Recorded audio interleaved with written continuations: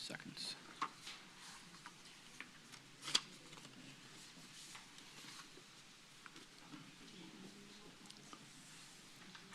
We need a city manager.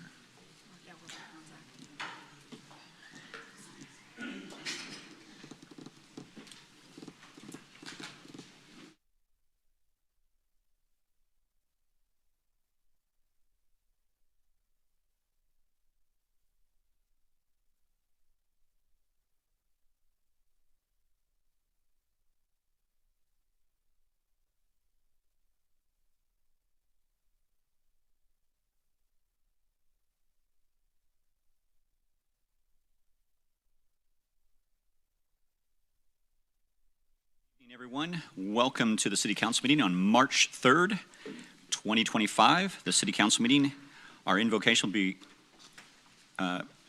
provided by Ken Truex, he's an elder with the East Independence Church of Christ. And would you please stand for the invocation and please remain standing for the Pledge of Allegiance. Would you all pray with me? Our Lord, we pray for our world, our nation, our state, and our city. And Father, we pray for peace right now in our world. We know that conflict is not an unusual thing, but we still pray for peace. Father, we pray especially for those who are suffering from natural disasters now or will be shortly as springtime weather approaches. Bless them and help them as they try to recover. We pray for our community's first responders, those who often work in harm's way and in difficult situations. We pray for our police, our firemen, EMTs, healthcare workers, and others that work in difficult jobs for us. Father, we pray for families and good health, good healthy relationships, good health for those families, families with children, for those that are struggling with health, with finances, emotional struggles, etc.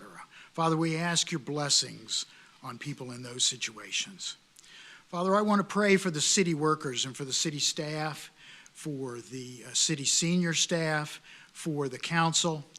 And I pray, Father, for the council tonight as they work on their agenda tonight.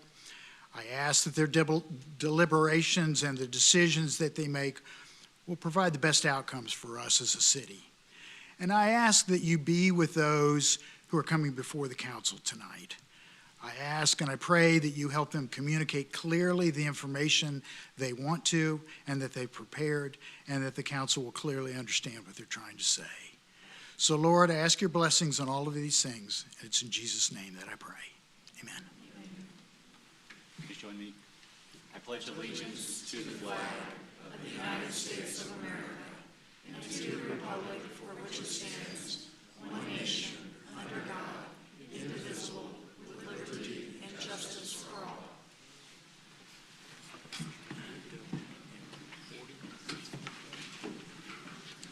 Madam City Clerk, please call the roll. Councilmember Fears. Here. Councilmember Perkins. Here. Councilmember Stewart. Here. Councilmember McCandless. Here. Councilmember Wiley. Here. Councilmember Vaught. Here. Mayor Rowland. Here. Mr. Mayor, Please proceed. if I could have a point of personal privilege, Please proceed. I'd like to take this opportunity to introduce PAC 138. They are here working on their My Community Award. These are all Webelos, and so we're happy that they're here with us tonight, and want to welcome them to our council meeting.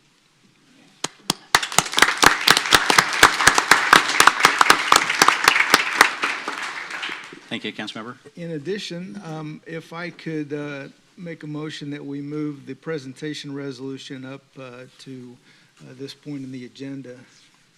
Okay, do we have a second? Second. Any discussion? Seeing no further discussion, I'll take acclamation. All those in favor say aye. Aye. Any opposed? Nay. The ayes have it, and the presentation of the iStar Award will commence at this moment, so we will do that. So we've got a resolution recognizing Brandy Gardner, Property Maintenance Officer for the Community Development Department, for the iStar Award recipient this month. And Should we take the vote first, and then I can share this? Yep. So we have a motion for the resolution, please. So moved. We've got a motion. We have a second, please. Second. We've got a motion and a second. Excellent. All those in favor say aye. Aye. Any opposed? Okay. The motion carries with assistance from the audience. That was the part that took it over the top right there. We needed that. Okay. So this month, we are proud to honor the iStar recipient, Brandy Gardner. And these are the great things that her supervisor, Eric, said about her. He said the reasons for nominating Brandy. Brandy has gone above and beyond in helping during staff shortages in our department. She has filled in her old position when needed and then completed her own work as well, above and beyond what she was doing before. She never complains, and she always tells me teamwork makes the dream work.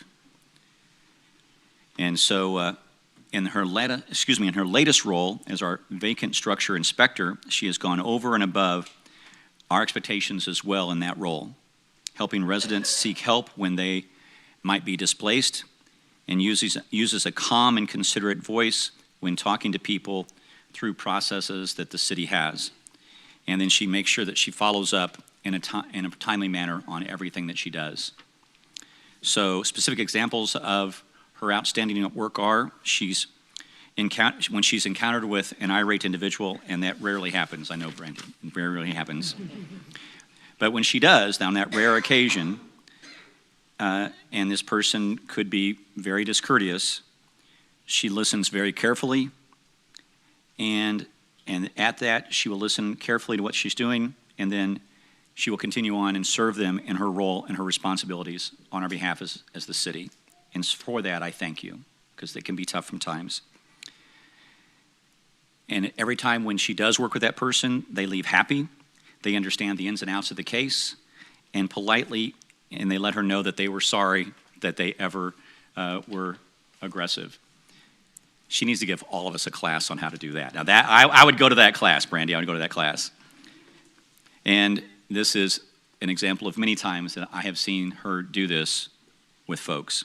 So, Brandy, it is truly our honor to give you this iStar resolution. So if you would be kind enough to come forward, we'll give you the resolution, and you'll get your picture taken.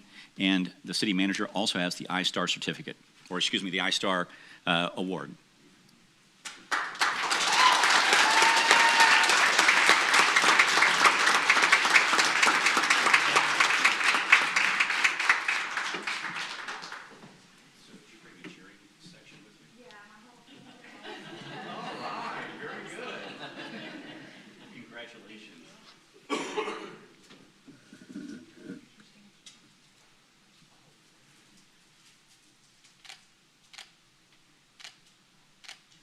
Nice.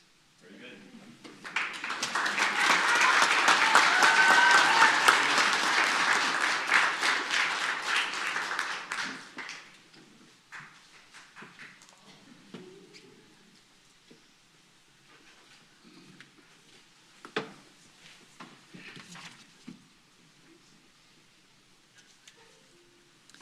Now that brings us to citizens' request, and Brian Etter, or is it Etter? Okay.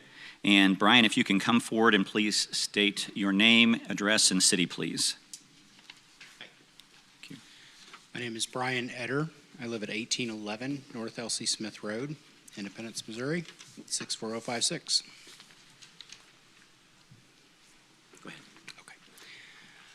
Good evening, Mayor Rowland and council members and members of the public.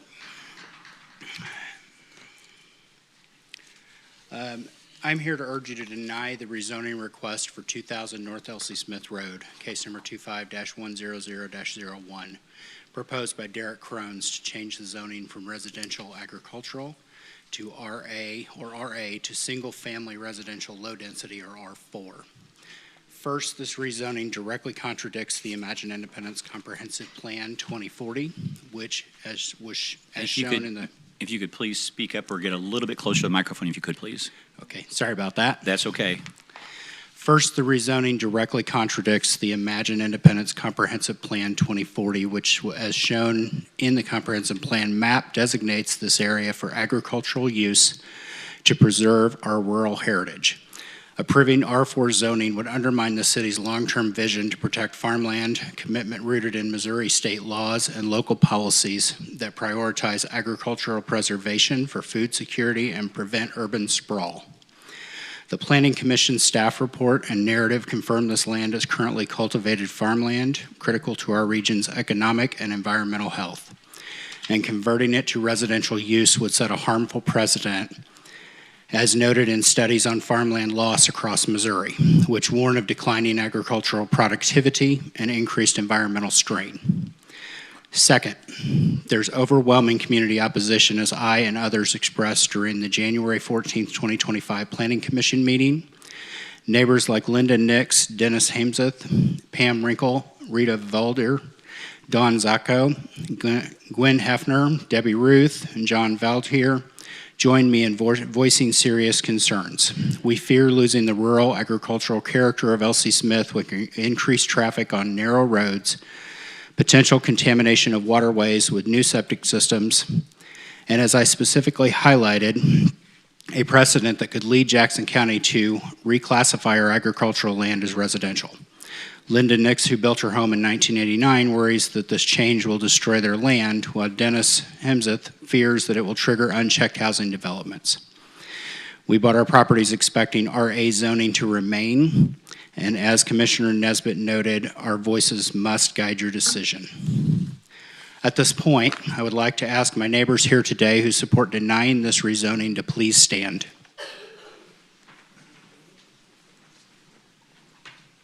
Thank you. I also recognize that many others, including some who spoke at the Planning Commission, could not be here due to health issues or prior commitments, but their voices and concerns are equally important and deserve your consideration. Third, the rezoning poses significant environmental and infrastructure risks. The proposal only allows one additional house due to 75-foot lot frontage and sewer limits, as clarified by Senior Planner Brian Harker and Rick Arroyo during the meeting.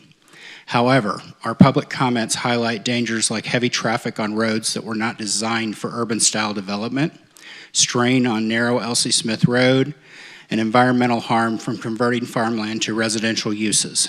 Studies, including those from Missouri environmental agencies, show this can increase stormwater runoff, erode soil, disrupt habitats, and threaten our rural areas' fragile ecosystem. My concern about waterway contamination from additional septic tanks underscores real risk to local water quality. You have 1 minute, sir. Oh, okay. Finally, preserving the farmland offers far greater public benefit than the hardship to Mr. Crones, who wants to sell a 7.5-acre lot. Denying this request protects Independent's agricultural heritage, supports long-term community health, and aligns with the Planning Commission's review criteria, which prioritize public welfare over private gain. The narrative notes Mr. Crones faces challenges selling the west portion due to MoDOT restrictions on access to US 24, but this hardship does not outweigh the broader community and environmental impacts of approving residential development on prime agricultural land. I respectfully ask you to deny this rezoning request to honor our community's voice, protect our farmland, and safeguard our environment. Thank you for your time and consideration. Thank you. This brings up Adam Cohn. And Adam, you have 5 minutes, and please state your address and city, please. Thank you. My name is Adam Cohn. Address is 16807 East Larkspur Lane, Independence, Missouri. Zip code 64055. I wanted to talk about the public transport system today. And it was January the 1st of this year. The bus systems, they were, closed. They're not running anymore. Recently, my personal vehicle has stopped working, and as such, I would rely on public transit to get to and from work. And without the bus system, it has been a struggle to get to work. I currently walk to work right now. It is a 30 to 45-minute walk, depending on the weather, and I only even have this job because I know people at Drum Farm Center for Children who have been helping me out. I was recommended the Iris app. It was not able to take me to and from work. Whenever I would open it, it would say I cannot be picked up from my current location or dropped off. It just said both, didn't say one in particular. However, with weather being as rough as it is, I would prefer to be able to get a ride to work instead of having to walk, as it can be a bit of a rough one at times, especially with all the snow we have been receiving lately. I would like to request that more funding be put into the public transport system to help others like me. My employment was at jeopardy because I don't have a way to get myself to and from work, and I know I'm not the only one who faces this issue. I believe that is all I currently have to say, so thank you. Thank you very much. Next is Brandy Davis, and Brandy, please state your name and your address and city, please. And it's Brandon. Please forgive me, Brandon.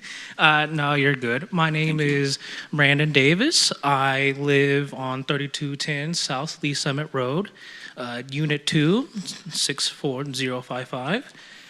And I have also come to talk about the transit system. Recently, as you know, the public transit has been shut down at least for those at Independence. It's still running in Kansas City. However, this has affected me greatly. The only reason I'm even not homeless is because I'm with Drum Farm Center for Children. I currently live in the transitional living program, and I only ever even have a job because of Drum Farm. Before the transit system got shut down, I was working to get employment in Kansas City because I went through a program called IC Stars, and after completing it, shortly after, the transit system got shut down and I no longer am able to get to Kansas City, so all my employment opportunities over there have been completely, effectively wiped out, and I can no longer work there. It also has affected me just daily, going to grocery shopping. I have to rely on a lot of my friends. I can no longer get there myself when I conveniently need to. This has been also a problem because of the weather.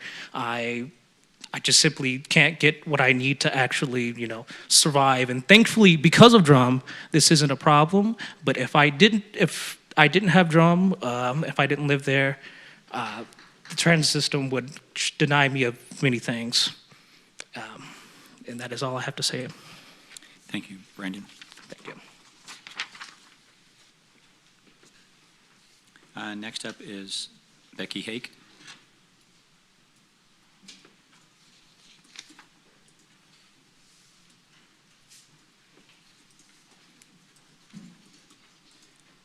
And Becky, please give your address and your city, please. You'll have 5 minutes.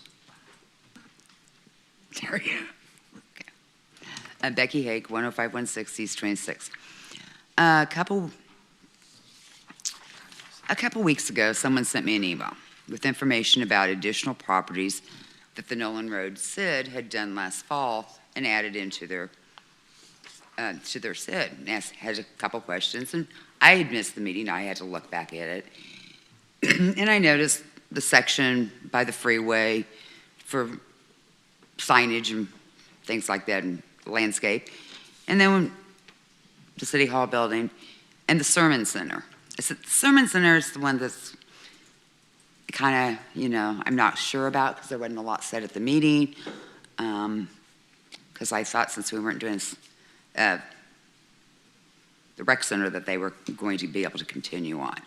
But as I do what I do, looking into the SID, this SID has 93 businesses in it. Most of the businesses are licensed, but only 13 of the commercial landlords are. So you got to look at it pretty much as 50% if that's all it's licensed. And a lot of people have contacted me about this and different things, but really, if we're expected to pay 1% extra tax, or up to, I should say, with the different SIDs, we really feel that they should have to do their job. They're getting the benefit of this 1%. They could pay their license fees. Because this is not the only SID that this has been brought up on. And I know there's been computer issues, but I don't think the issues are all only with the landlord licenses, because most of the business licenses do show up. There's a few that don't. Also, and on the license things, Oval Springs Apartments, the house on Short that caught fire, Airbnb in Inglewood that had the gunfire happen, they didn't have business license that I could find either. It's not that it may change what happened, but it would make it easier to correct the problems and have landlord responsibility. In an earlier budget meeting, it was said that the licenses brought in $1.9 million per year. And really, if you look at it as a 50-50, that could be a much larger increase for us. And since we're always being asked for extra tax for a SID or for streets or whatever, this could come in handy. For, if you could almost double that fee. The answer isn't always taxing the residents. Thank you. Thank you. Next is Renee Roby, and please state your address and city, please, and you have 3 minutes, please.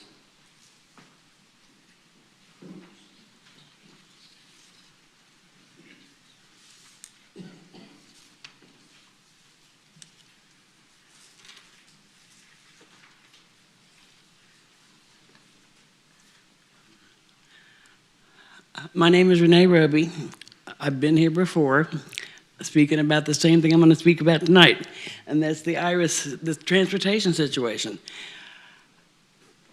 As of the first of the year, I have gone through $500 to use for transportation to get to work, to my doctor's appointments, to go to the pharmacy to pick up my prescriptions, because the only transportation that I have is Uber. Iris will not come to my house and pick me up. Even though the scheduler says I'm still on the ADA list, Iris will not come there and pick me up. They won't even come close enough where I can see that they're there. They don't even know where they are. So I don't have to worry about getting stuck out somewhere because I can't get there in the first place. So Uber is the only way I have to do anything.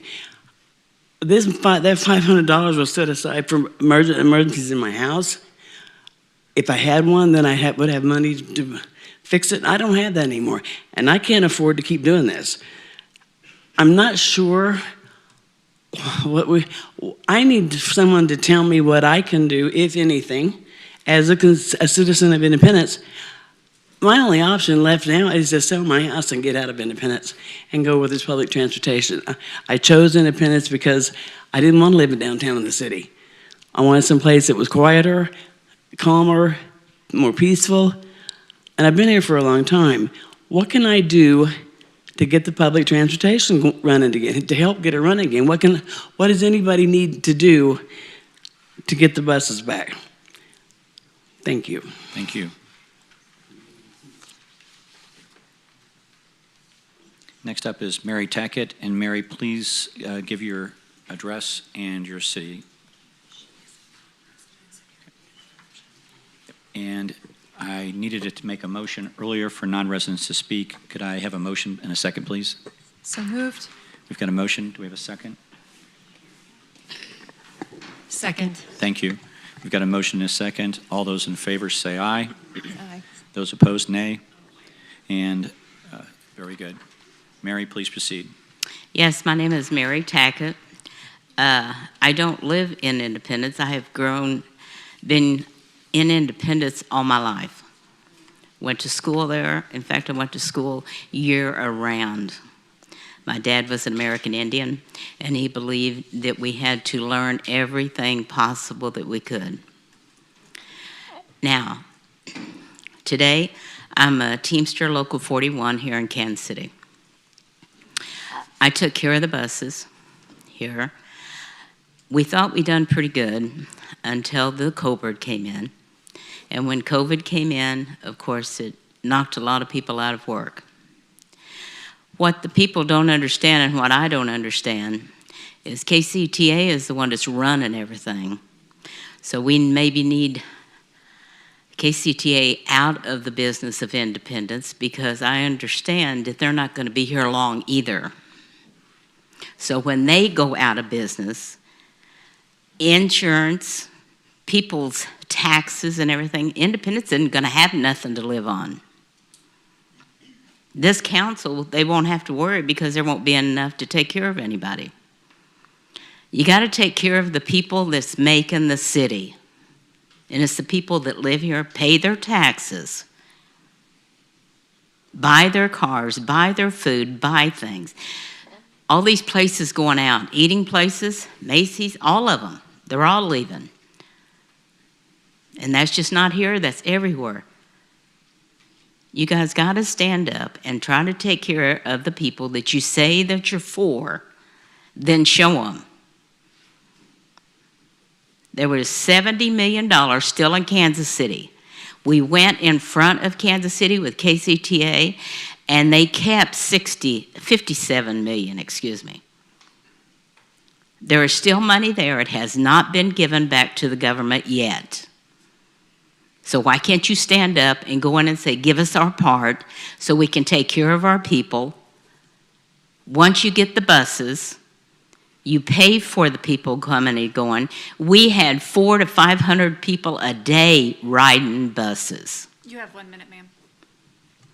And that's what we need again. You would have more people working. People wouldn't be out on the street. They'd be working, buying things. That's what independents want. This is an old town.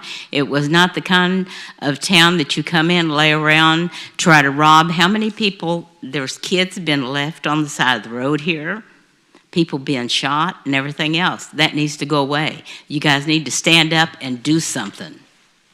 Thank you. Next up is David Titus. And David, please state your name and address.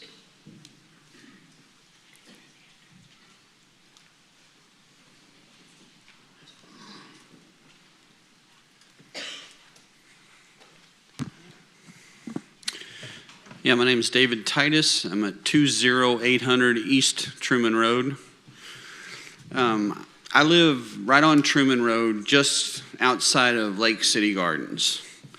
And I've been here before about this issue, but I'm here again about the internet.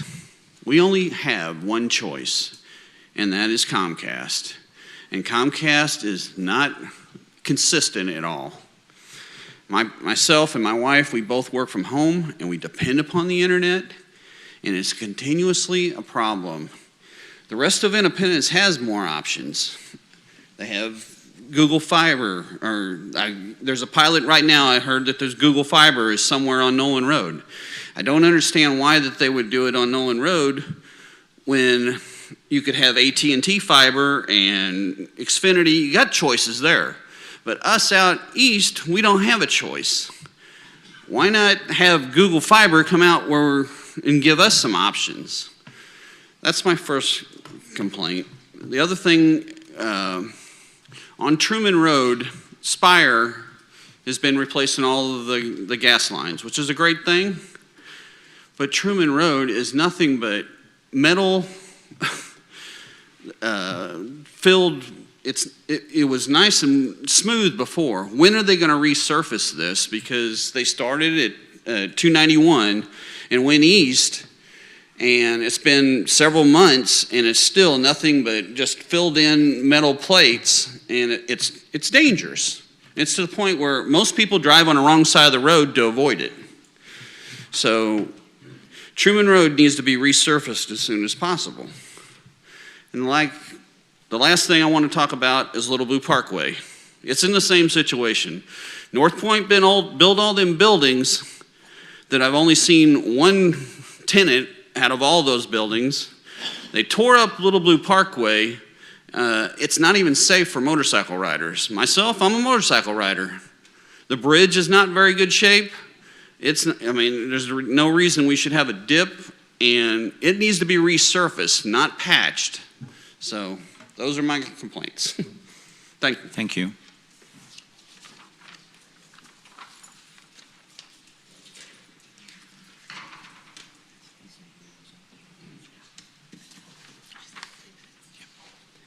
Lisa Ewell. And Lisa, you have 3 minutes. But you already knew that, didn't you? I could tell. When I said you've got 3 minutes, you already knew that. Please proceed. Uh-huh. My name is Lisa Ewell. I live at 11141 27th Street South, Cambridge, Missouri. I'm here to talk about the lack of buses and driver's transit, which is not good. I have used Iris 3 times. I tried her 4th time, but they didn't show up. When you call me here, you're going on a wing and a prayer, and that you get somewhere, and then once you get there, you're in panic mode because when you call for your return trip, they don't tell you where to go. They tell you it's near to. Now, twice I've tried to come home from the area of 39th and Melvin, and twice they told me, well, the pickup point will be near to UNB Bank. I don't know what map they're looking at because there's not one. So then they say, well, it's near to Walgreens. Okay, is there a bus stop? Well, it's near to Walgreens. That's encompasses a lot of area. So, you know, I stood out in the cold for 20 minutes trying to cool heat from this lady on the phone, trying to figure out where exactly I should be standing to wait for the ride. And then after I stood there and waited another 20 minutes for them to get here, then I get a text message saying your ride is delayed. We're working hard to find you another one. So you're standing on a random corner looking like a Yahoo, waiting for a random car that you have no idea what it looks like. And so I've been in fear since the beginning of the year. I have no independence left because rather than being tethered to the bus, I'm attached to my home because you're scared to use Iris, and when you do, you can't just get up and go anywhere. When you need to go to the store, an appointment, whatever, you have to make arrangements and pray. That they show up to get you, that they come back and bring you home, and that you can figure out where to stand and wait for them. So please, please, bring back the buses. That's all I have. Thank you. Thank you. Next up is Laura Dominic. And Laura, please state your name and address, please. Good evening, Laura Dominic, 3545 Woodridge Boulevard. I just wanted to speak tonight to voice my concerns about the agreement, the video broadcast agreement between the city and the school district that's on tonight's agenda. First of all, the agreement states that the use of City 7 and now the city's YouTube channel will be agreed to for good and valuable consideration as described herein. However, unless I'm missing it, and if I am someone, definitely please message me and point it out, I don't see any consideration in the agreement anywhere at all. Second, the Independent School District has its own YouTube channel, so I don't understand the need for the city to take on the responsibility of posting the district's videos on the city's YouTube channel, especially given, again, we're not receiving any consideration for doing that. Even though the district must provide a video content in a format ready for broadcast on YouTube, an employee of the city still has to receive that video content and post it, which there is some cost to the city to do that. However, the agenda item cover sheet does not mention any fiscal impact, even though that.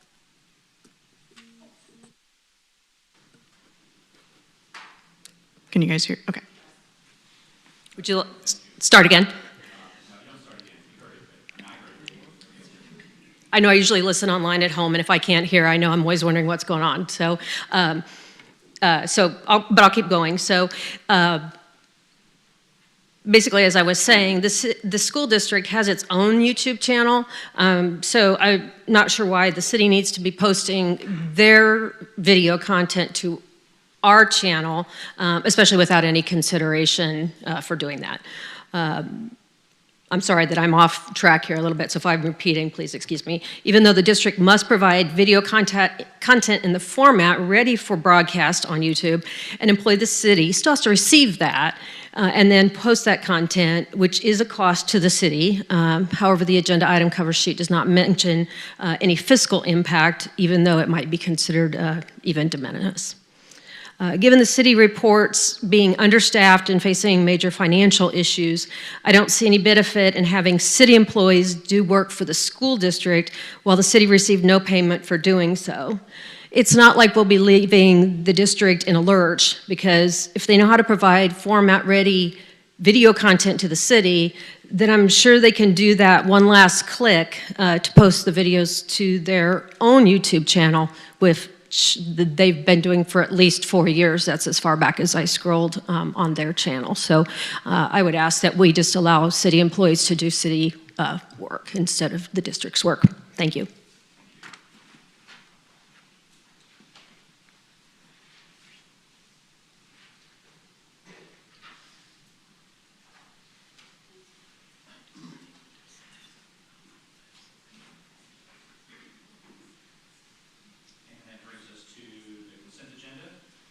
Mr. Mayor, Please proceed. I move for approval for the reports and recommendations of the city manager.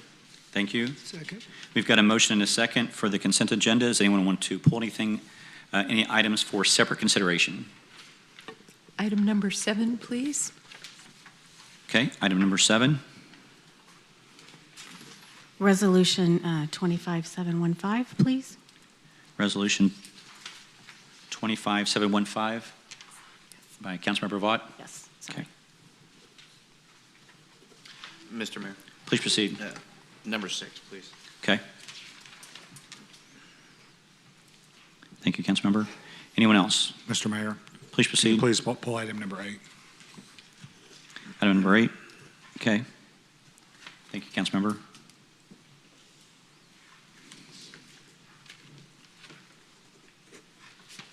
Anyone else? Other items for consideration?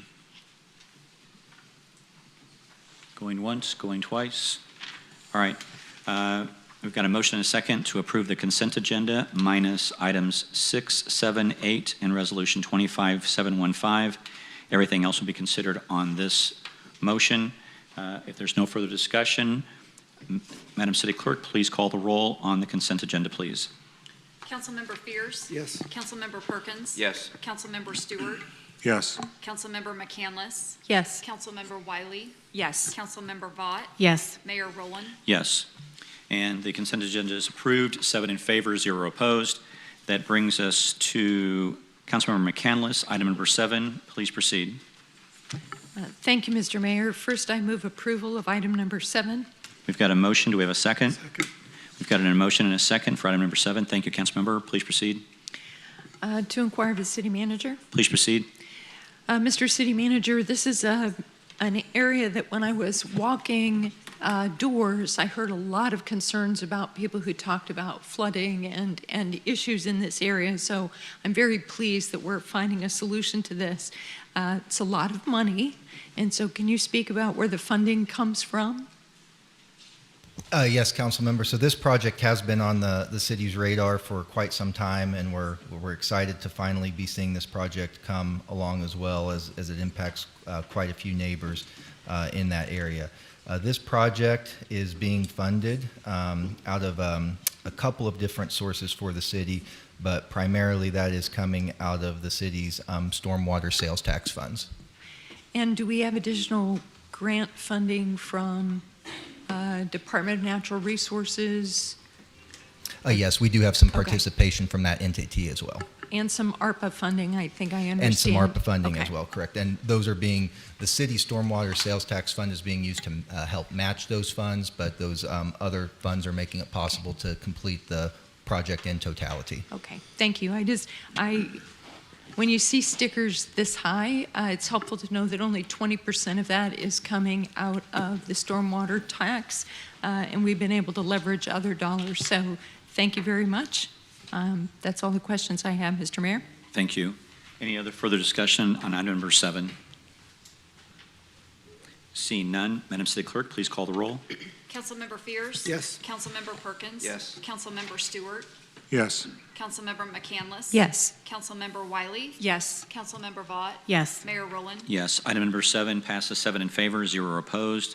That brings us to Councilmember Vaught, Resolution 25715. Councilmember, please proceed. Thank you, Mr. Mayor. I move to approve Resolution 27-715. Thank you. Second. Okay. I just have a statement that I want to make because I've struggled with this. I will be voting yes on this resolution because as I've spoken with several people, I have come to recognize that the importance of attracting a younger demographic to our city. And this group does value active lifestyles, and some will make use of this form of transportation. While I support the overall vision, I do not fully endorse every aspect of the plan. I do have concerns with narrowing of some streets, and I worry that those changes could lead to increased congestion and some safety concerns. So I do believe the overall vision of improving transportation and addressing certain needs are important for our community, but I also take into account the concerns of all residents. That's all. Thank you. Thank you. Anyone else want to discuss 25715? Please proceed. Thank you, Mr. Mayor. To inquire of the city manager. Please proceed. Mr. City Manager, this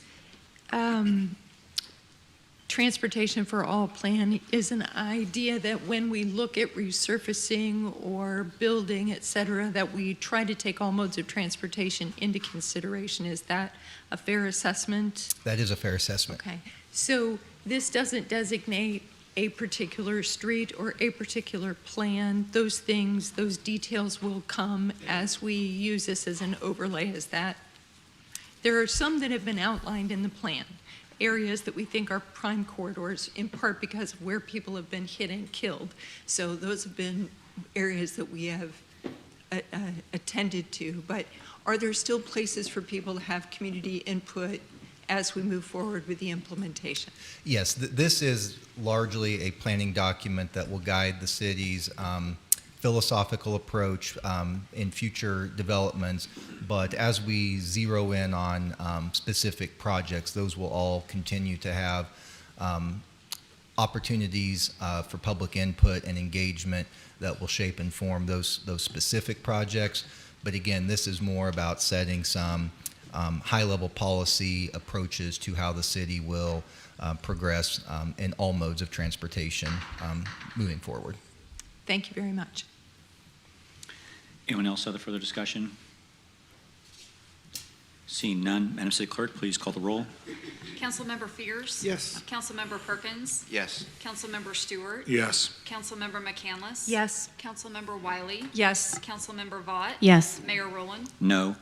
25715 passes 6 in favor, 1 opposed. And that brings us to Councilmember Perkins, item number 6. The floor is yours. Thank you, Mayor. Not so much as a question regarding the funding and stuff, but the outage of Kentucky Road Bridge is certainly a conversation piece over here in this side of town that connects Councilman Stewart's district and myself from the east and west side. I want to make sure that we're still, even with this adjustment there, we're going to be able to hit our mark of, well, when we talked about it last, it was several months ago, about 8 to 9 months. So I'm assuming September-ish that we should have that thing up and going.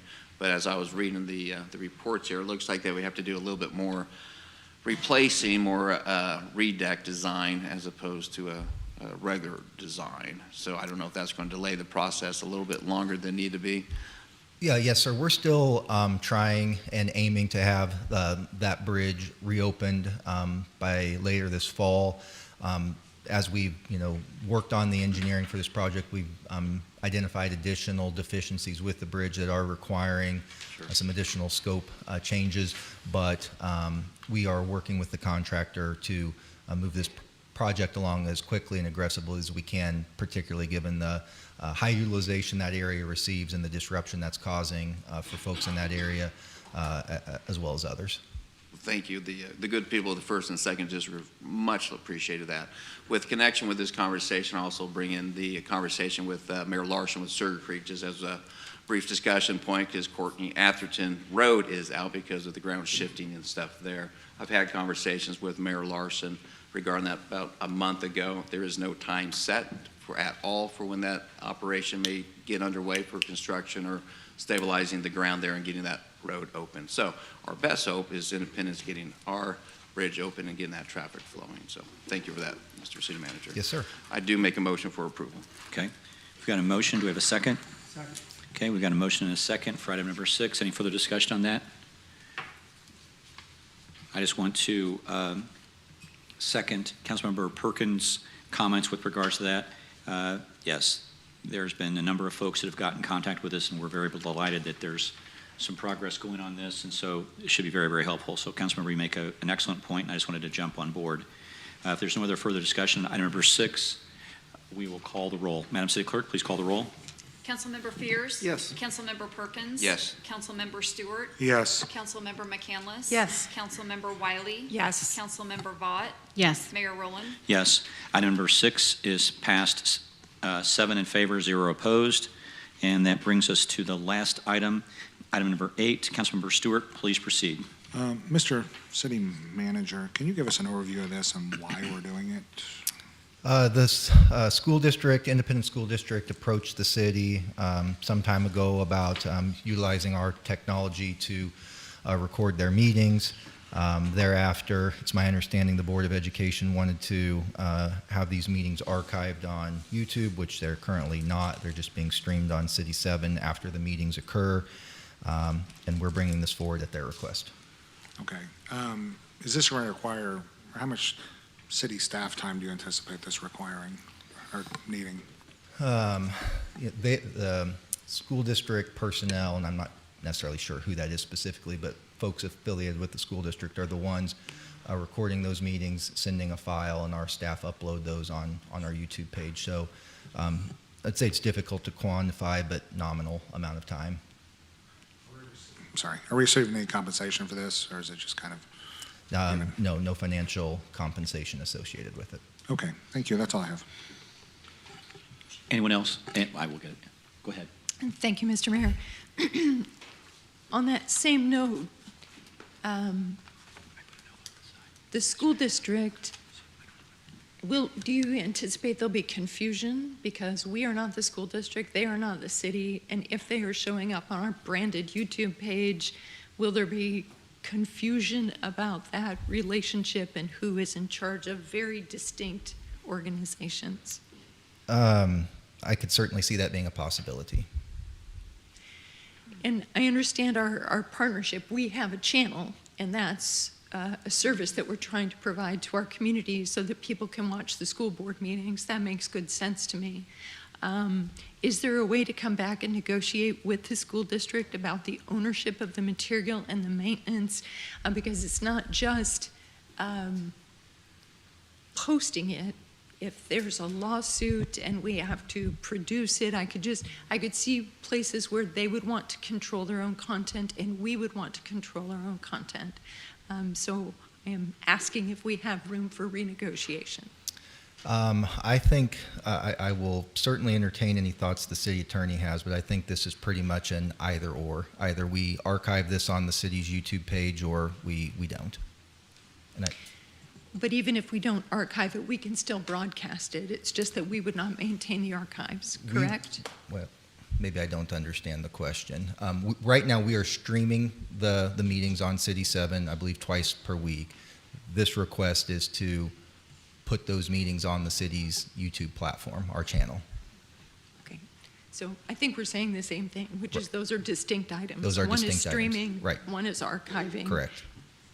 Is there a mechanism for us to rediscuss with the district the archiving?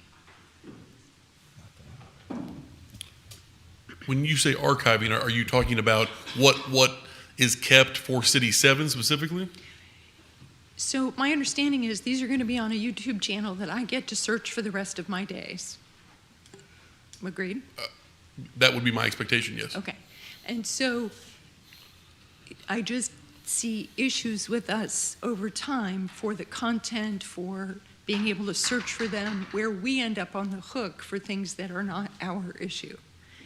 So my question back to you is this cast in stone already, or do we have the opportunity to come back to the school district and ask them to find a different YouTube channel that we can post to so it is not confused with the city's items? To answer your question, no, nothing is cast in stone. What the council, so the council's looking at a revised agreement tonight. There was a previous agreement that the council approved that was only for City 7. So this is a revised agreement that also allows for broadcasting on the city's YouTube channel. So that is for the council's consideration. Nothing is set in stone. And so, I mean, this is what's in front of you tonight to approve. If this was not approved and there was further direction from the council to pursue something different, then we would certainly do that. And just to add additional commentary to that, again, I apologize if I'm talking past the point, but the city has a YouTube page where these meetings could be added, which is what's before you tonight.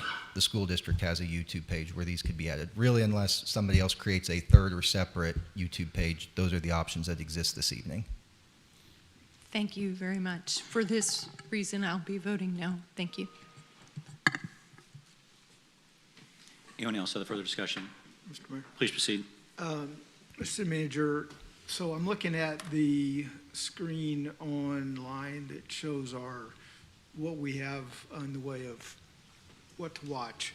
Would this then just be on that same page, or could it be a separate page that, that is school district only? Or I'm just trying to understand where it's going to go on our website. Right now, it would be added where all of the city's current public meetings or content is added. The City of Independence YouTube channel. Okay, all right. So it would just have its own date and it would just say school board. It might, yeah, School- March school whatever board. Independence School Board meeting, right after, and I'm sorry, I don't recall the school district's meeting schedule, but if tonight's Right. March 3rd meeting was added, then the next board meeting may appear sequentially thereafter. I understand, okay. Anyone else? Please proceed. Mr. Mayor, I failed to make a motion to approve that, so I'll do that now. Thank you. Do we have a second? Second. Okay, we've got a motion and a second. Any further discussion? And don't worry, Councilmember, I was ready to call on that, so we were good. But thank you for your kindness. Anyone else? Other further discussion? Okay. Seeing no further discussion, Madam City Clerk, please call the roll on item number 8. Councilmember Fears? Yes. Councilmember Perkins? Yes. Councilmember Stewart? No. Councilmember McCandless? No. Councilmember Wiley? No. Councilmember Vaught? No. Mayor Rowland? Yes. And the item fails, 3 in favor, 4 opposed. And that takes care of the consent agenda. And that brings us to our regular agenda and our public hearings. And Madam City Clerk, please proceed. A public hearing for the application to rezone the property at 2000 North L.C. Smith Road from RA Residential Agricultural to R4 Single Family Residential Low Density, new information only. Thank you.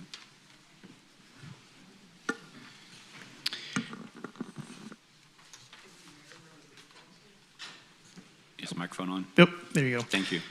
Thank you, Mayor, members of the council. My name is Rick Arroyo, Assistant Community Development Director here at the city. This rezoning was considered by Planning Commission on January 14th of this year. Planning Commission did not vote in favor of this rezoning. The applicant seeks to rezone this property along Elsa Smith Road to allow creation of a second lot to sell for the construction of another single-family resident. I have no new information to provide. Thank you. Any questions? Mr. Mayor. Please proceed. Thank you, Mr. Arroyo. I'll just ask, is there any way that a second house can be built without a rezoning? No. No, okay, thank you. Anyone else have the further discussion? Please proceed. Thank you, Mr. Mayor. I've done a lot of thinking about this one. I went out and visited this lot so that I could get a sense of what I was looking at. This is a really established neighborhood. with houses that are on big lots.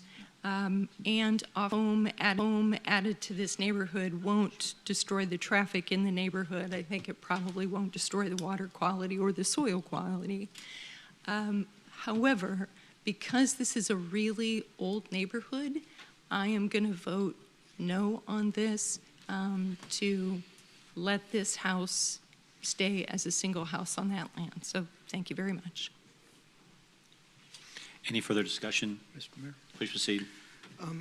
Mr. Roro, a couple of questions here. Can you just review the requirements for RA versus R4 on this?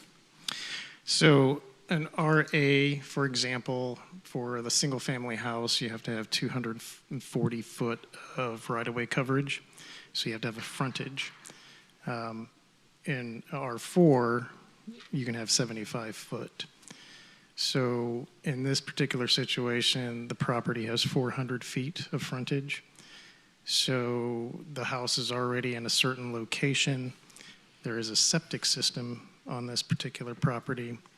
Since there are no sewers to it, the only way to do a second house would be to rezone it to, in this case, the R4, to reduce that 240 foot of frontage requirement from the RA zone district, which would therefore create that 75 foot, and then they'd have the other 325 foot, I believe, for their property. But that is the difference between essentially an R4 and the R6, or the RA, excuse me, is that frontage requirement. It's just the frontage requirement. Yep. is all.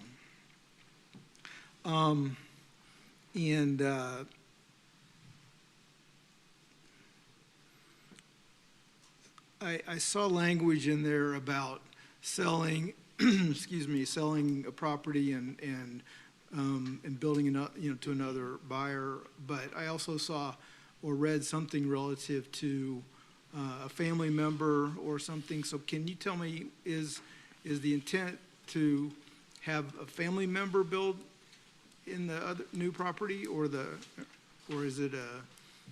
Can you just clarify that for me? So, from what I understand from the applicant, is it was intent to sell, not necessarily to a family member. Okay, all right. That's helpful information. Okay, thank you. Anyone else, other questions on 25008?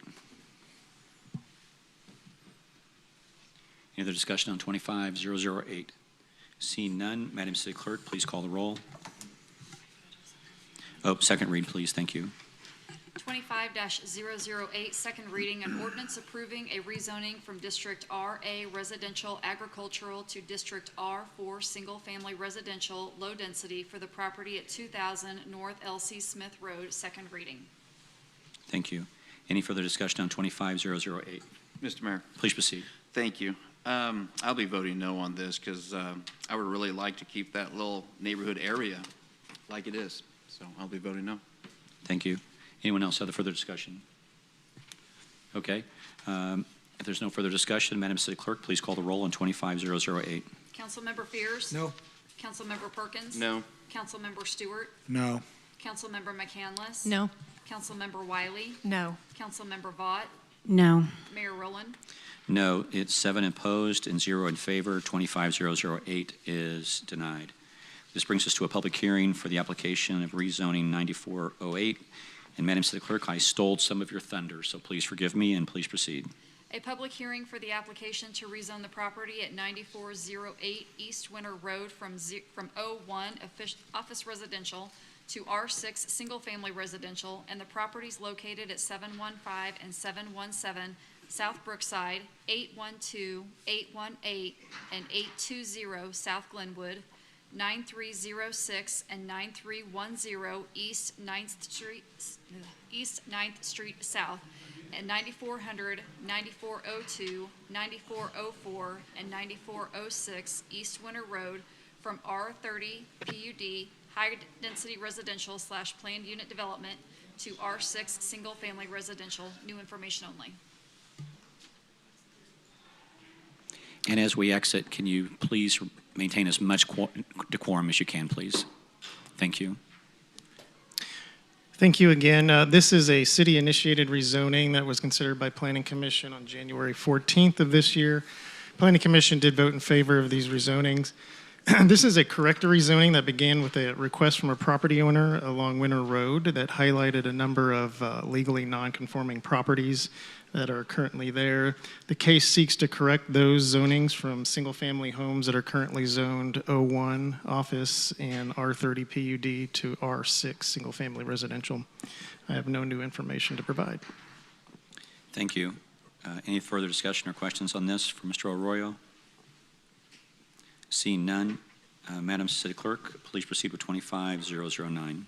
25-009, second reading, an ordinance approving a rezoning from District 01 Office Residential and District R30/PUD High-Density Residential/Planned Unit Development to District R6 Single Family Residential for the properties along Winter Road, Brookside Boulevard, Glenwood Avenue, and 9th Street South in Independence, Missouri. Second reading. Thank you. Any discussion on 25009? Seeing none, Madam City Clerk, please call the roll. Councilmember Fears. Yes. Councilmember Perkins. Yes. Councilmember Stewart. Yes. Councilmember McCandless. Yes. Councilmember Wiley. Yes. Councilmember Vaught. Yes. Mayor Rowland. Yes. 25009 passes 7 in favor, 0 opposed. Brings us to a public hearing. Mr. Arroyo. A public hearing for the application to rezone the properties located at 1420, 1422, 1424, and 1426 South Liberty Street from R30/PUD High-Density Residential/Planned Unit Development to R6 Single Family Residential, new information only. Thank you again. This is also another city-initiated rezoning that was at Planning Commission on January 14th. Planning Commission did vote in favor of these rezonings. This is a corrective rezoning that began with a building permit request to rehab a structure at 1424 South Liberty Street. That request obviously highlighted a number of properties that are currently legal non-conforming, which initiated the city-initiated rezoning. This case obviously seeks to correct that rezoning for single-family homes that are currently zoned R30 PUD. I have no new information to provide. Thank you. And that brings us to 25010. Madam City Clerk, please proceed. 25-010, second reading, an ordinance approving a rezoning from District R30/PUD High-Density Residential/Planned Unit Development to District R6 Single Family Residential for the properties along Liberty Street south of 23rd Street in Independence, Missouri. Second reading. Any further discussion on 25010?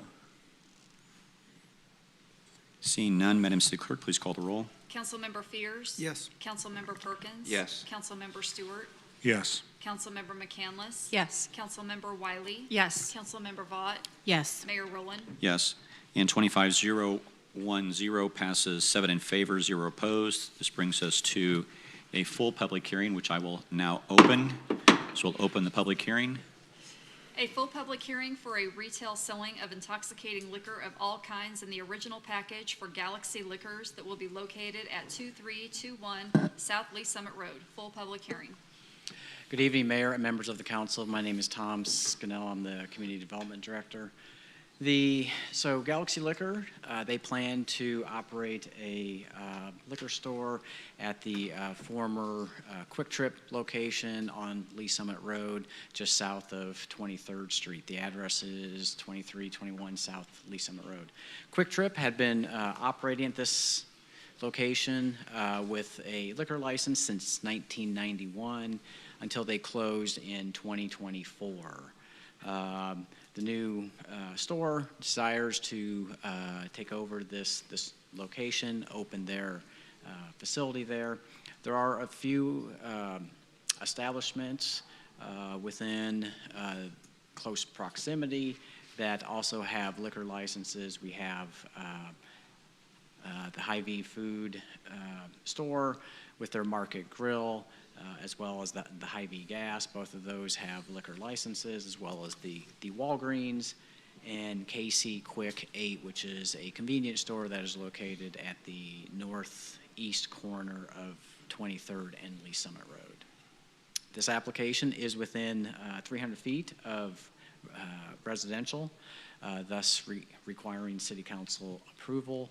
Staff has nothing further to add to this case. Thank you. Any further discussion or any questions on this? I have some questions.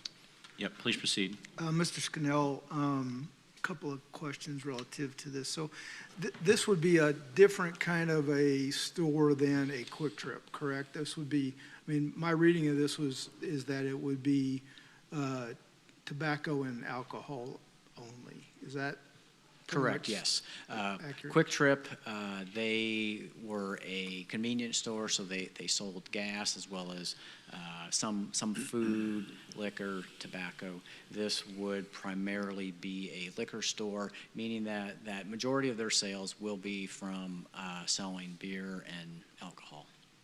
And do we have, there's we have a number of these types of stores in the community. Do we have any limitations in our code about how many of those we want or have or should have or anything? Within the UDO, we do have a separation requirement between liquor stores and, trying to think off the top of my head, I believe it's 1,500 feet from another liquor store. So, and a liquor store is defined as an establishment where more than 50% of your sales are coming from alcohol. So the KC Quick, which is just up the street on Lee Summit Road, that is a convenience store that sells gas because they sell fuel there. They also sell a variety of food and alcohol and other beverages. So, and then you have Walgreens, which is a packer liquor establishment, but again, the Walgreens sells other things besides alcohol there, and the same with Hy-Vee and some of the other establishments nearby. Okay, thank you. Those are my questions at this point. Okay. Any other further discussion? Okay. It is a full public hearing, so I will call this 3 times. Anyone like to speak in favor of, opposition to, or for new information only, please step forward. And please state your name and your... My name is David Feingold, and I'm with Mike of Feingold Commercial Real Estate, and I have been representing the potential buyers of this property. Not only have I represented them on this property, but done several deals throughout the greater Kansas City area. And I believe the package that you received shows pictures of some of the other establishments that they have built. They run a very, very efficient operation. They are very highly sensitive to security, and they are a very, very good corporate neighbor. When we initially looked at the site, obviously, we knew that it was an empty Quick Trip and knew that Quick Trip sold liquor, and felt that then this would be an appropriate use for the property. We have also spoken with the neighbor that owns the property just to the north, where the AutoZone and the shops are. As a matter of fact, I brokered that deal from the original owner, Mr. Ragland, to the new owner, and they indicated that they have no objections, and we think it would be a good addition to the area, feel that it's an appropriate use, and hope that you've had an opportunity to look at the package that was sent, and we greatly appreciate your consideration. Thank you. Anyone else want to speak or in favor of, or opposition to, or for new information purposes only? And I'll call it for the 3rd and last time. Anyone would like to speak in favor of, opposition to, or for informational purposes only? Seeing none, we will close that public hearing. And we'll now open another public hearing. Madam City Clerk, please proceed. A full public hearing for a retail selling of intoxicating liquor of all kinds in the original package for the Fast Zone 8 located at 2561 South M291 Highway. Full public hearing. Before we go to that public hearing, the council does need to take action on. Do we need to vote on that last one? Yes. Okay. Very, very good. Thank you. Any further discussion on the liquor license at 2321 South Lee Summit Road? Mr. Mayor. Please proceed. Thank you. I understand nobody wants to have an empty storefront at this particular location. That breeds its own issues. But I've heard from a number of neighbors who really feel like all of their alcohol needs are well met with 3 establishments all within, I wouldn't even say a quarter of a mile of this spot. So for that reason, I will be voting no. Thank you. Mr. Mayor. Please proceed.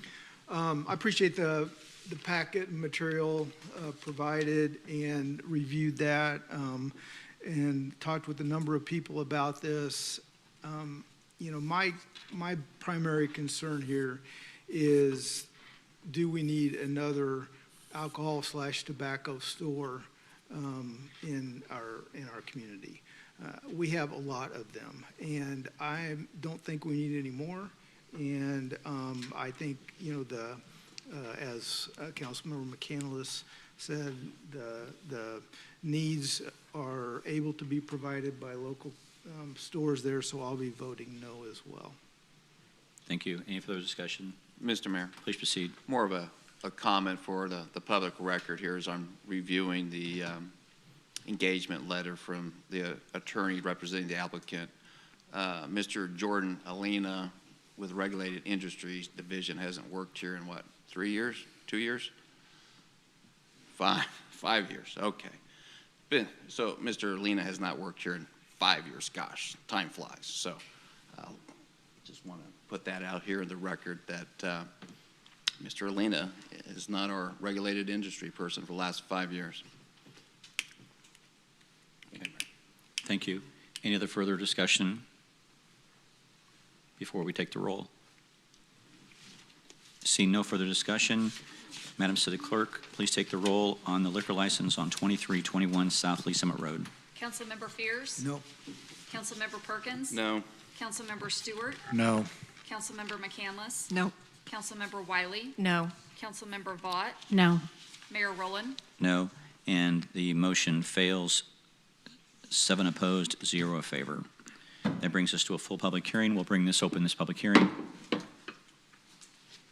A full public hearing for a retail selling of intoxicating liquor of all kinds in the original package for the Fast Zone 8 located at 2561 South M291 Highway. Full public hearing. Good evening, Mayor and members of the council. So Fast Zone is purchasing the convenience store that is located at 291 and Gudgel. So this is the gas station that is immediately south of the Minsky's Pizza on 291, north of the existing Quick Trip there at 291 and Gudgel. Casey Stores purchased this from Minute Mart back in September of 2024. This property has been a convenience store selling gas for many, many years. There are 2 other establishments that have active liquor licenses. We have the Minsky's Pizza immediately to the north, and of course the Quick Trip just to the south of this property as well. This property is within 300 feet of residential, thus requiring City Council approval, and that concludes staff's presentation. Thank you. Madam City Clerk, please proceed. Or, excuse me, it's a full public hearing, so anyone want to speak in favor of or opposition to, or for informational purposes only? Going once, going twice. Anyone want to speak in favor of, opposition to, or for informational purposes only? Final call.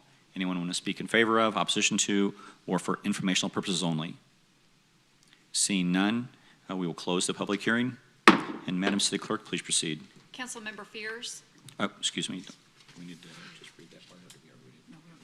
Okay, go ahead. Councilmember Fears? Yes. Councilmember Perkins? Mr. Mayor, just a point of clarification. Would this Yeah. be appropriate to make a comment beforehand? Sure. Okay. Yeah. To do so, voting on this, there's a, Mr. Mayor, may I speak to the city manager? Absolutely. Mr. City Manager, with the approval of this liquor license, the difference is this had an existing liquor license there previously. That's correct. Under city code, if a new owner comes in to a property, even if there's an existing liquor license, the council must approve the transfer of that license from the previous owner to the new owner. So whereas the previous one would have been an establishment of a new license, this is the transfer of an existing license. Okay, correct. Thank you. All right. Thank you, Mr. Mayor.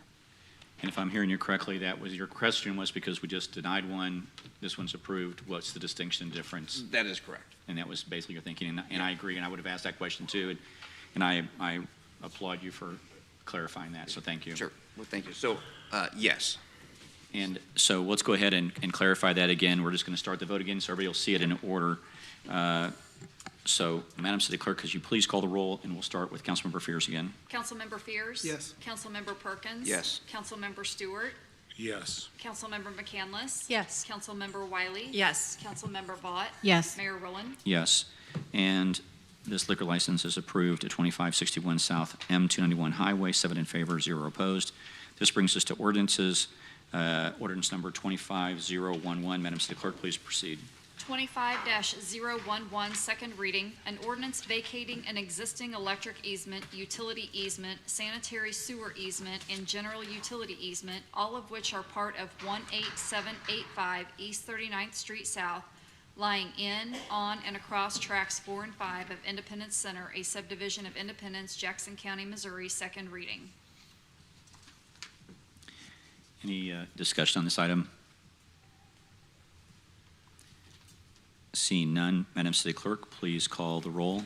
Councilmember Fears? Yes. Councilmember Perkins? Yes. Councilmember Stewart? Yes. Councilmember McCandless? Yes. Councilmember Wiley? Yes. Councilmember Vaught? Yes. Mayor Rowland? Yes. 25011 passes 7 in favor, 0 opposed. It brings us to 25012. Madam City Clerk, please proceed.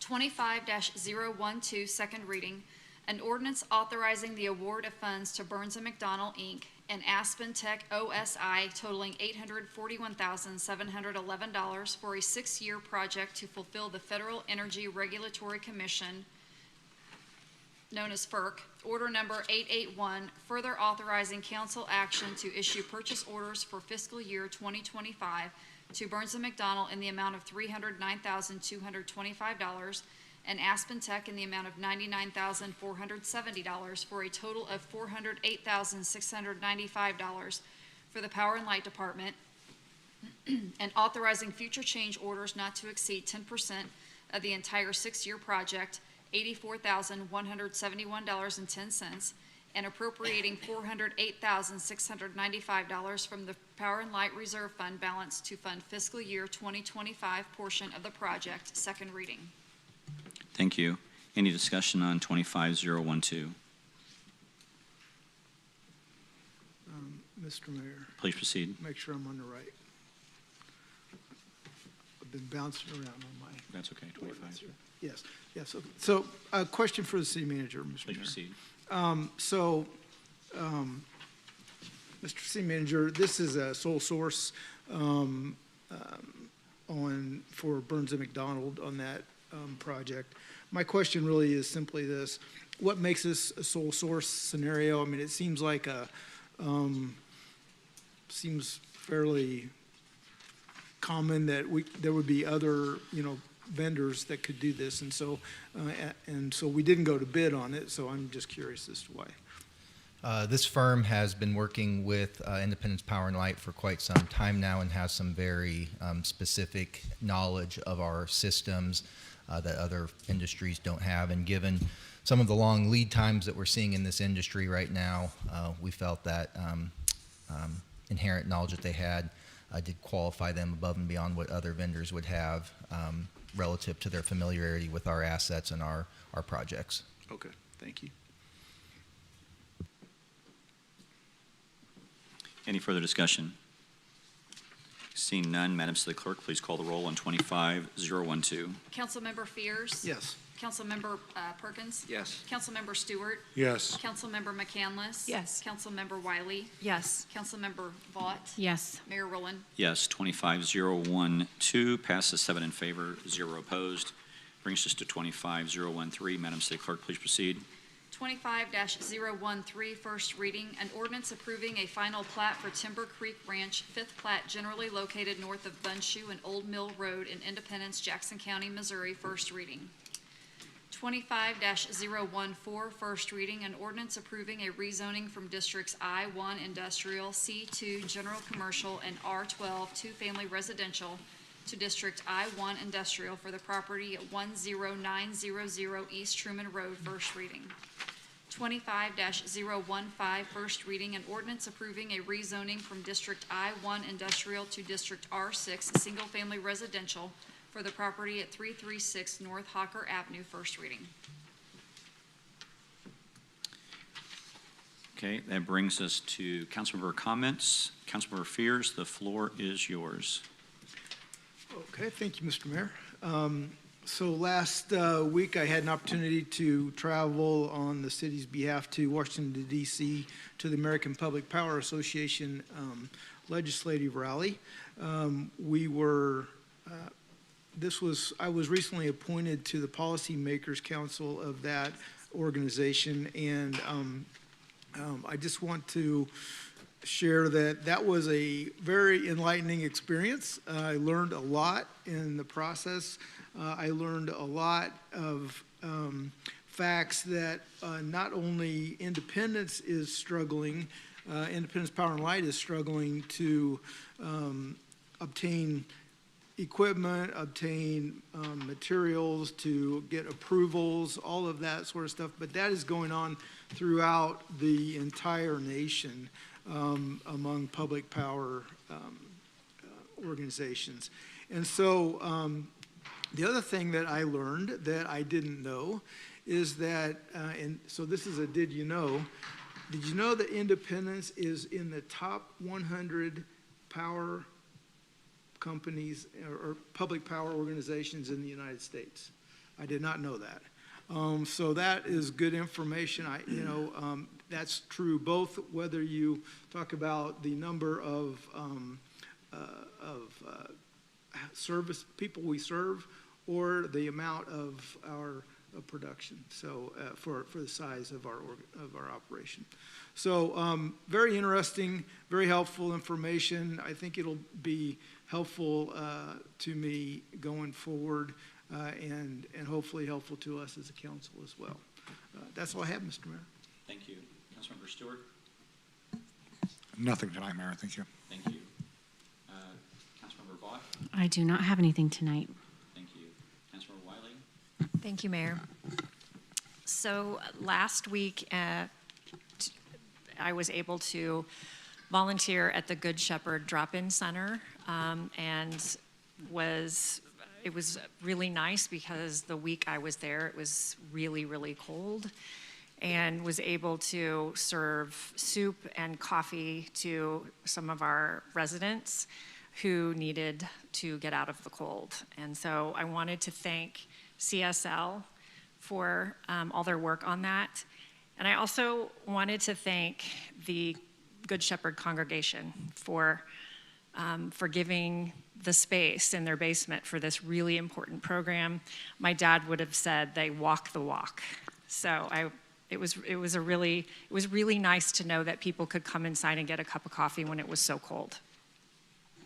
Then I also wanted to thank the Independence Police Department, who sponsored a coffee with cops at the Main Street Coffee House 2 weeks ago. It was a really good crowd. It was a really nice opportunity to sit down and meet police officers in Independence and talk to them and ask them questions. And then I also wanted to make sure the community knew that the police department is offering tours of their building. And the dates are on their Facebook page, but I'll just say March 11th from 6 to 8, March 19th from 12 to 2, March 26th from 6 to 8, and March 29th from 12 to 3. And you can drop in anytime and get a tour of what our city employees and the police staff work in every day. Thank you. Thank you. Councilmember McCandless? Thank you very much, Mayor. A couple of things you may have seen on the news that our partnership with Community Services League and our program Independence Together, which connects people who are living in homelessness or near homelessness with roadside trash pickup jobs. We continue to be a proud partner with CSL. They also have expanded this program where they have engaged MoDOT to pay part of the cost of that and allow them to pick up trash along Missouri highways in Independence, as well as the Independence Event Center and the Nolan Road CID. And with those contracts in place, we have now crossed 1 million pounds of trash that we've recovered in the last 23 months. That's wonderful, but it's equally important to realize that they have helped their participants save money, they've helped them retire old debt, and 15 of them have been granted permanent housing, so they're doing really well. Just hats off to the creativity and encouragement that CSL provides to our neighbors. I have another item to just mention that people may not be aware of. We are a member of the Mid-America Regional Council, and this is a regional planning organization that allows us to cooperate and coordinate with other municipalities on things that don't behave according to borders. So air pollution doesn't care what municipality you're in, and stormwater runoff doesn't care. So it lets us do these things in coordination and cooperation. On our agenda tonight, we approved the household hazardous waste, which would have cost us a lot more money if we had to manage the entire program ourselves. But because we can do it in partnership with Mark, we can do it much more cheaply. License plate readers that we have gotten for the police department, that was a grant that we did in cooperation with Mark. Our senior meals program is a grant that is passed through from Mid-America Regional Council to allow us to do prepackaged meals for several hundred seniors. We get Head Start funds for a number of children to be able to go to preschool, also done through a cooperative grant agreement. So these are kind of things that sit behind. Of course, Sam is looking at me, and I would be remiss if I did not mention emergency preparedness that we do as a shared exercise across the entire metro, because one terrible event has rippled through to everybody's hospitals and EMS, so it's important that we think about that as a region. I appreciate being involved in that. Councilmember Fears and I both sit on the board for the Mid-America Regional Council, so if you have thoughts about that, we'd be glad to hear them, but I think it's very valuable use of our time. Mr. City Manager, I'm going to have two items for you. The first is, could you speak to, one of our speakers tonight talked about $70 million in ARPA funds that she wanted to have redirected to the bus system. And I just want to clarify that those are not our dollars and that the city has made application, but if you would give some detail, please. Would be glad to. The municipalities and jurisdictions across the United States, as part of the American Rescue Plan Act, commonly known as ARPA, that was a byproduct of the COVID-19 pandemic, received allocation of funds to help them in response to a wide array of issues that befell us as a result of the pandemic. Jackson County's portion of that was roughly $70 million. I think we've had conversations at length in this chamber about the process by which the county has gone through to try to get those funds allocated. But to be very direct about these specific asks tonight, those funds are not the City of Independence. They belong to Jackson County. It is Jackson County's prerogative to decide how those funds are allocated. And if I may also state, the City Council has adopted a number of industry best practices for financial policies. One of those is to not use one-time revenues for ongoing expenses.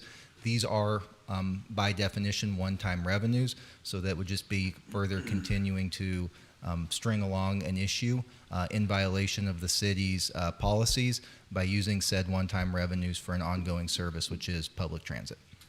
Thank you. Just to address one of the other issues, the question about Spire and the roads. I know people get frustrated with those big pieces of steel that are on the road, but we have temperature requirements before we can put down pavement. So while you may want that done, there's practical reasons that we are not able to do that. I just want to be sure I'm not speaking out of school, because this is like the end of my engineering knowledge right there. You're still in the wheelhouse there, Okay. Council Member. The Excellent. only other thing I could add to that is over the last several years and continuing into this one, the Missouri General Assembly has greatly reduced municipalities' authority to regulate private utilities. So while we have tried to have and continue to strive for collaborative relationships with private utilities, our ability to regulate their construction activity has been greatly diminished, and that appears to be continuing this legislative session as well. Thank you.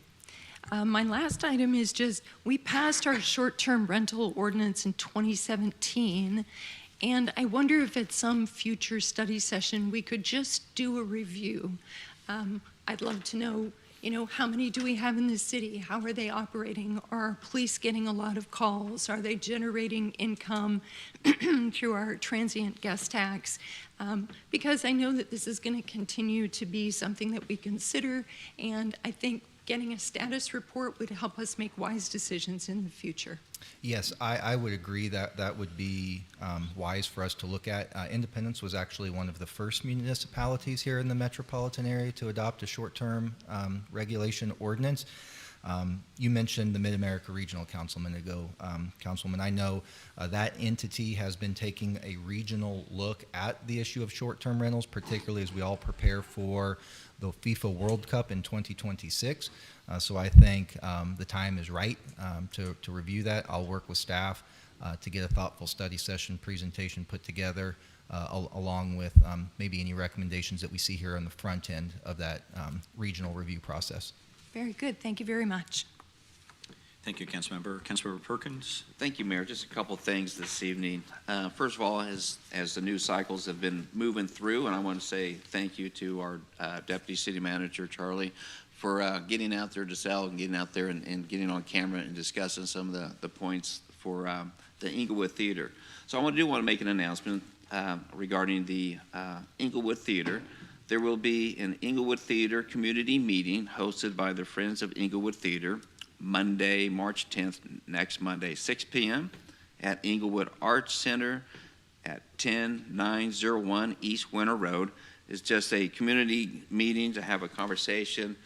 I don't know what's on the agenda other than probably a quick detail of what's taken place and getting community information about what would like to be seen there and other conversations regarding that.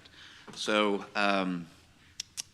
I may not be here next week, Mr. Mayor, so just kind of put my council members on notice that I may be at this one, just to help hear, listen to the conversation, and stir that along.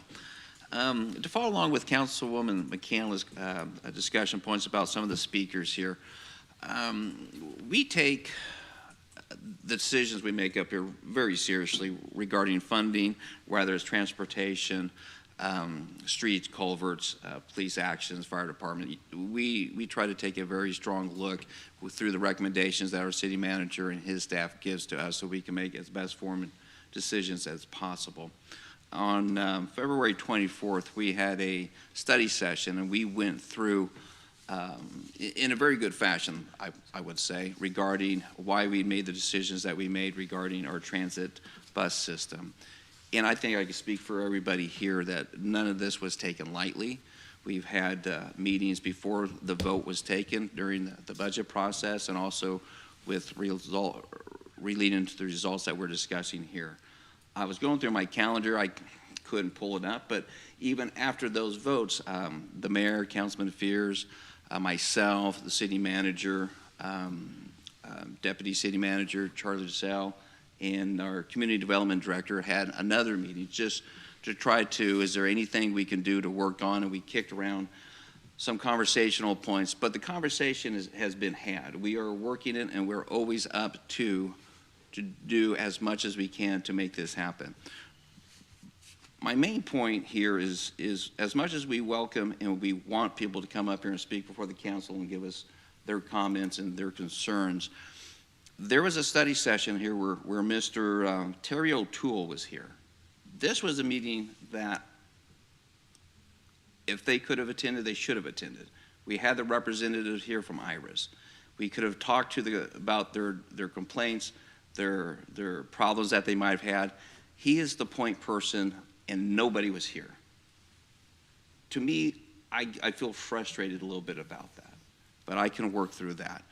But I want them to know, folks to know, that we take these decisions not lightly, and we work through this, and we put out the information. We invite public meetings to have these conversations had. We'll still continue to do it, but I just wanted to make that point that Mr. Terry O'Toole, who did a great job explaining and giving us information, and the access that he had, was here February 24th. And even further, as I'm looking through the PowerPoint that was given, looking at the peer community comparison, as I said at that study session, I'll say now, even though it's not 100% perfect, if I'm looking down that list, we're doing so much better than the rest of the metro. And with that, I turn it back to you, Mr. Mayor. Thank you. I just want to say thank you, Mr. City Manager, and your communication staff. We have recorded a number of videos at the shelter in order to get those animals adopted. So I want to say thank you for putting that up and getting it up and making that happen. And you know, with council's approval, I would like to give people a proclamation saying that dog's sentence is commuted. And if there's no objections to that, I will make sure those documents are given to those folks saying they're commuted their sentence. But anyway, I just want to say thank you. I think it's important that, and I invite all the council members to partake in that. If you'd like to go out there and, you know, show a dog or something like that, that would be great. But I just want to say thank you for that. Appreciate it. Well done. Staff's been great to work with. An excellent job. So just wanted to state that. And then with that, Mr. City Manager, I'll turn it over to you and anything to wrap up this evening.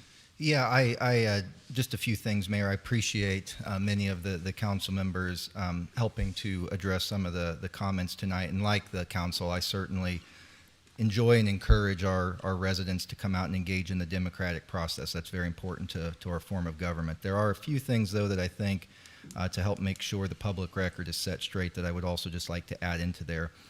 Regarding the bus, there was a statement made that, you know, the KCATA is running the bus service. That is true in as far as the Route 24, which connects downtown Independence to downtown Kansas City, a service that has not been interrupted. That is true as far as the paratransit and non-paratransit service goes, Ride KC Freedom, which also remains uninterrupted. That was not true of our fixed route system. That was operated by an organization known as First Transit, who was the only vendor to bid on our service. There was a question asked about, you know, what do we need to do to get the bus running again? The very simple answer to that is come up with $3.5 million next year, increasing to $6 million by 2027. I know several folks mentioned some different challenges that they're having with the system. I would encourage those individuals and anyone else who's having an issue to call my office, email my office. We can't solve problems we don't know about, but my staff has worked very hard to try to address whether that is making modifications or just informing people about services that they're entitled to. So if you'll let us know about that, we'd be more than glad to work with you to try to help address your issues. Pivoting just a little bit, somebody else tonight came in to speak to the Nolan Road Community Improvement District. I just want to make certain that it's clear that businesses within a community improvement district have voted to voluntarily join in that entity. It was mentioned about a 1 cent tax. The Nolan Road CID pays a 3/4 cent sales tax, and several annexations were mentioned. Again, those are all voluntary. Those aren't forced annexations. And the 3 that have occurred, there is a right-of-way property near the Five Guys restaurant that the property owner voluntarily annexed into to allow the Nolan Road CID to construct a monument sign. The Hiram Young Park, which sits along Nolan Road and here by City Hall, was voluntarily annexed in to allow sidewalks to be constructed into the park at the Nolan Road CID's expense. And then a portion of right-of-way near the Sermon Center, again, was voluntarily annexed in to allow for a future monument sign to be constructed there as well. So just wanted to make sure those items were corrected for the public record. With that, Mr. Mayor, no further comments tonight. Thank you. Unless anyone else has any follow-up, we'll call the meeting adjourned. Thank you.